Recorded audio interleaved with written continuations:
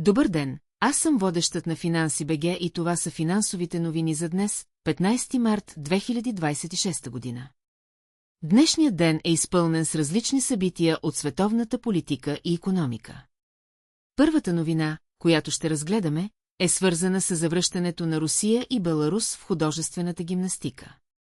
Русия и Беларус готвят звездно завръщане в художествената гимнастика, като пристигат с пълни състави на европейското във Варна.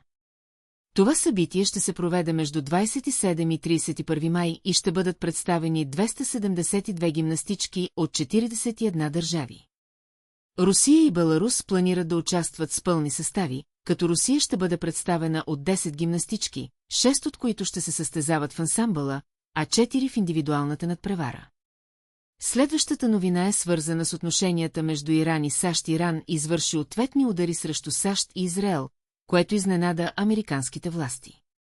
Иранските командири предупредиха враговете си да очакват яростен и ескалиращ отговор. Революционната гвардия на Ислямската революция проведе военноморско учение в Ормузския проток, като заяви, че е готова да затвори този ключов морски път. Украинският президент Володимир Зеленски отправи предупреждение към депутатите в парламента, като заяви, че ако не изпълняват задълженията си, ще бъдат изпратени на фронта. Това изявление дойде във връзка с пълномащабното руско нахлуване в Украйна. Израелските отбранителни сили имат планове за поне още 3 седмици операции в Иран, като ще бъдат ударени хиляди цели. Това бе заявено от говорителя на израелските отбранителни сили, бригаден генерал Ефи Дефрин.